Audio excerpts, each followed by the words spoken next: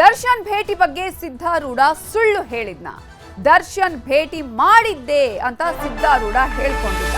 ಆದ್ರೆ ಆತ ಹೇಳಿದ್ದೆ ಸುಳ್ಳ. ದರ್ಶನ್ ನನ್ನ ಭೇಟಿ ಮಾಡಿಲ್ವಾ? ವಿವಿಐಪಿ ಸೆಲ್ ಒಳಗೆ ಬಿಟ್ಟೇ ಇಲ್ವಂತೆ ಜೈಲಾಧಿಕಾರಿಗಳು ಸಿದ್ಧಾರೂಢನನ್ನ. ಹಾಗಾದ್ರೆ ನಾನು ದರ್ಶನನ್ನ ಭೇಟಿ ಮಾಡಿದೆ, ಧ್ಯಾನ ಮಾಡಿದೆ, ಮಾತನಾಡಿದೆ, ಅವರ ರೇಣುಕಾ ಸ್ವಾಮಿ ಬಗ್ಗೆ ಸಾಕಷ್ಟು ಪಶ್ಚಾತ್ತಾಪ ಇದೆ ಅಂತ ಹೇಳಿದ್ದೆಲ್ಲವೂ ಸುಳ್ಳ. ದರ್ಶನ್ ಭೇಟಿ ಬಗ್ಗೆ ಸುಳ್ಳು ಹೇಳಿದ್ನಂತೆ ಸಿದ್ಧಾರೂಢ. ಮೇಲಾಧಿಕಾರಿಗಳಿಗೆ ಜೈಲಾಧಿಕಾರಿಗಳು ಈ ರೀತಿಯ ಉತ್ತರವನ್ನ ಕೊಟ್ಟಿದ್ದಾರೆ. ಈ ಮೂಲಕ ನೋಟಿಸ್ ಅನ್ನ ಕೊಟ್ಟು ಸಿದ್ಧಾರೂಢನ ವಿಚಾರಣೆ ಮಾಡುವ ಸಾಧ್ಯತೆ ಇದೆ.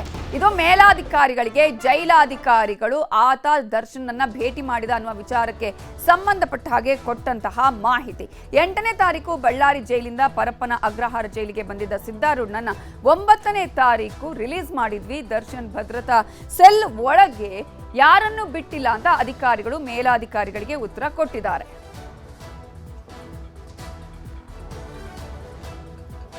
ಇದರ ಬಗ್ಗೆ ಇನ್ನಷ್ಟು ಡೀಟೇಲ್ಸ್ ಅನ್ನ ಕೊಡೋದಕ್ಕೆ ನಮ್ಮ ರಿಪೋರ್ಟರ್ ಮಂಜುನಾಥ್ ಈಗ ನೇರ ಸಂಪರ್ಕದಲ್ಲಿ ಜಾಯಿನ್ ಆಗಿದ್ದಾರೆ.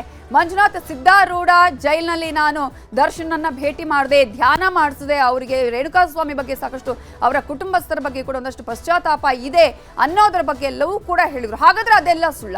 ಜೈಲಾಧಿಕಾರಿಗಳು ಹಾಗಾದ್ರೆ ಮೇಲಾಧಿಕಾರಿಗಳಿಗೆ ಏನೆಲ್ಲ ಮಾಹಿತಿಯನ್ನ ಕೊಟ್ಟಿದ್ದಾರೆ ಈ ವಿಚಾರದಲ್ಲಿ?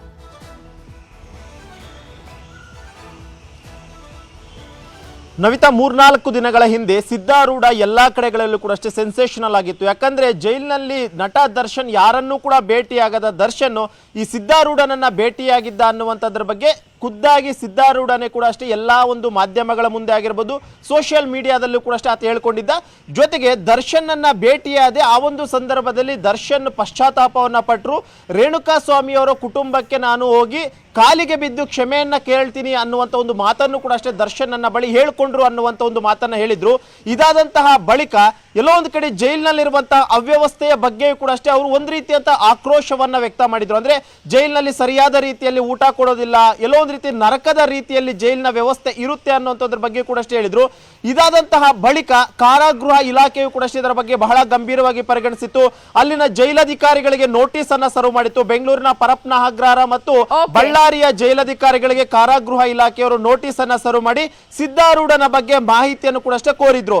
ಒಂದು ಕಡೆ ಬಳ್ಳಾರಿ ಜೈಲಿನವರು ಕೂಡ ಅಷ್ಟೇ ಆತ ಇದೇ ಒಂದು ಬಳ್ಳಾರಿ ಜೈಲಿನಲ್ಲಿದ್ದಂತಹ ವ್ಯಕ್ತಿ ಜುಲೈ 8ನೇ ತಾರೀಕಿನಂದು ಇಲ್ಲಿಂದ ಸನ್ನಡತೆಯ ಮೇಲೆ ರಿಲೀಸ್ ಆಗ್ತಾನೆ. 8ನೇ ತಾರೀಕಿನಂದು ಬಳ್ಳಾರಿಯಿಂದ ಬೆಂಗಳೂರಿನ ಪರಪ್ಪನ ಅಗ್ರಹಾರಕ್ಕೆ ಹೋಗಿದ್ದಾನೆ ಅನ್ನುವಂಥದ್ದು ರಿಪೋರ್ಟ್ ಅನ್ನು ಕೊಡ್ತಾರೆ. ಇತ್ತ ಪರಪ್ಪನ ಅಗ್ರಹಾರದ ಜೈಲಧಿಕಾರಿಗಳು ಕೂಡ ಅಷ್ಟೇ ಈಗಾಗಲೇ ಕಾರಾಗೃಹ ಇಲಾಖೆಯ ಪತ್ರಕ್ಕೆ ಒಂದು ಉತ್ತರವನ್ನು ಕೂಡ ಕೊಟ್ಟಿರುವಂತದ್ದು. ಅದರಲ್ಲಿ ಅವರು ಕೂಡ ಬಹಳ ಸ್ಪಷ್ಟವಾಗಿ ಮೆನ್ಷನ್ ಅನ್ನು ಕೂಡ ಮಾಡಿದ್ದಾರೆ. ಸಿದ್ಧಾರೂಢ 8ನೇ ತಾರೀಕಿನಂದು ಬರ್ತಾನೆ, 8ನೇ ತಾರೀಕಿನಂದು ಬಂದಂತ ಆತ 9ನೇ ತಾರೀಕಂದು ರಿಲೀಸ್ ಆಗೋಗಿದ್ದಾನೆ. ಅದು ಬಿಟ್ರೆ ಯಾರನ್ನು ಕೂಡ ಆತ ಭೇಟಿ ಆಗಿಲ್ಲ ಅನ್ನುವಂಥದ್ದನ್ನು ಕೂಡ ಈಗಾಗಲೇ ಉತ್ತರವನ್ನ ಕೊಟ್ಟಿರುವಂತದ್ದು. ಇದರ ಬೆನ್ನಲ್ಲೇ ಕಾರಾಗೃಹ ಇಲಾಖೆಯವರು ನೋಟಿಸ್ ಅನ್ನ ಕೊಟ್ಟು ಸಿದ್ಧಾರೂಢನಿಂದ ಮಾಹಿತಿಯನ್ನು ಕೇಳಲು ಮುಂದಾಗಿರುವಂತಹದ್ದು. ನವಿತಾ, ಥ್ಯಾಂಕ್ ಯು ಮಂಜುನಾಥ್ ಡೀಟೇಲ್ಸ್ಗೆ. ಕನ್ನಡಿಗರ ಮೆಚ್ಚಿನ ನಿಮ್ಮ ನ್ಯೂಸ್ 18 ಕನ್ನಡ ಈಗ ವಾಟ್ಸ್ಆಪ್ನಲ್ಲಿಯೂ ಲಭ್ಯ. ಕರ್ನಾಟಕ ಮತ್ತು ದೇಶ ವಿದೇಶದ 360 ಡಿಗ್ರಿ ಸುದ್ದಿ ವಿವರವನ್ನ ನೀವು ನಿಮ್ಮ ಕೈ ಬೆರಳುಗಳಲ್ಲಿಯೇ ಪಡೆಯೋದಿಕ್ಕೆ ಈ QR ಕೋಡ್ ಅನ್ನ ಸ್ಕ್ಯಾನ್ ಮಾಡಿ.